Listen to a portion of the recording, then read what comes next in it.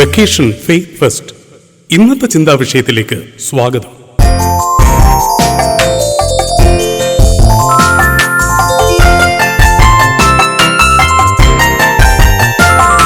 സ്നേഹമുളി ചക്കരമുത്തി ഉമ്മകളായിരം തന്നീടാം.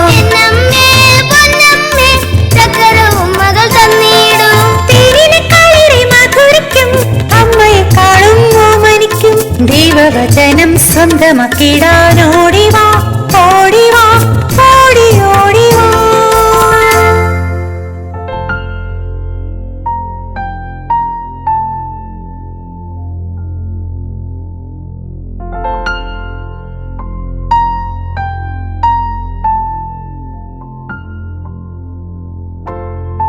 അമ്മേ അമ്മേ അമ്മ ഇതെന്താ? ഒന്ന് എണീറ്റേ. മിടുക്കി. VFF തുടങ്ങി എന്റെ പൊന്നുമോള് മിടുക്കിയായി. സ്കൂളിൽ പോകാൻ എന്ന് ഞാൻ വിളിച്ചെഴുന്നേൽപ്പിക്കണായിരുന്നു. ഇപ്പൊ നേരത്തെ എണീക്കാൻ തുടങ്ങി. ബൈബിള് പഠിക്കാൻ ഉത്സാഹവും ആയിട്ടുണ്ട്. വാചമടിയൊന്ന് നിർത്തിക്കേ. നമുക്ക് 3-ാം ദിവസം തുടങ്ങണ്ടേ? വേണം വേണം. ബൈബിള് പഠിക്കാനുള്ള എന്റെ പൊന്നുമോളുടെ ആവേശം എല്ലാ കുഞ്ഞുമക്കളും കണ്ട് പഠിക്കട്ടെ.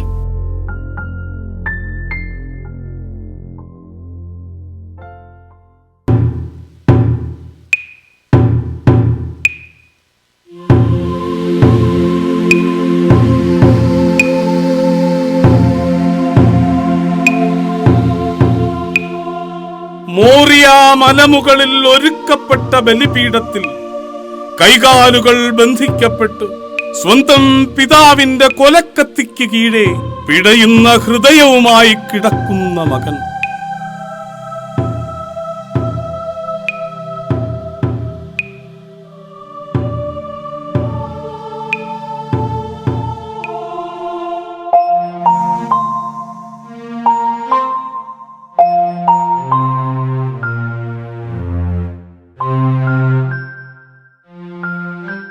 കാനാന്യരായ നമ്മുടെ നാട്ടിൽ താമസിച്ചിട്ടും മരുമകളെ കണ്ടെത്താൻ സ്വന്തം നാട്ടിലേക്ക് അബ്രഹാം ആളെ വിട്ടെന്ന് കേട്ടല്ലോ.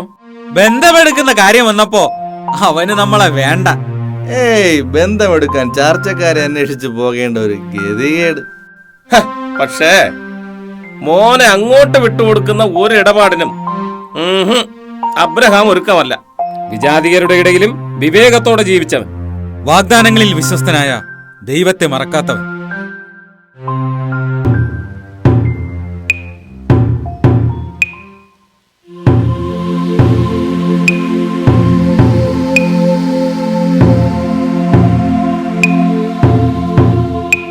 അന്ന് പെണ്ണന്വേഷിച്ച് നടന്ന അവർ മെസപ്പൊട്ടോമിയയിലെത്തി.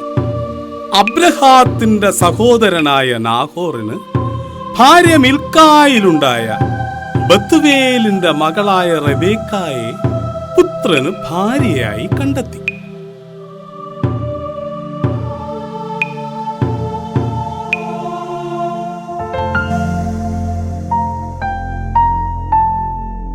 സ്നേഹമോളെ, ഇന്നലത്തെ ആശംസാ കാർഡിലെ വിഷയം എന്തായിരുന്നു? മെൽക്കിസദേക്കുമായി ബന്ധപ്പെട്ടാണ് ഞാൻ ചെയ്തത്. കൊള്ളാം മോളെ. രാജാവും പുരോഹിതനുമായ അദ്ദേഹം അല്ലേ ആദ്യമായി അപ്പവും വീഞ്ഞും കാഴ്ചവെച്ചത്?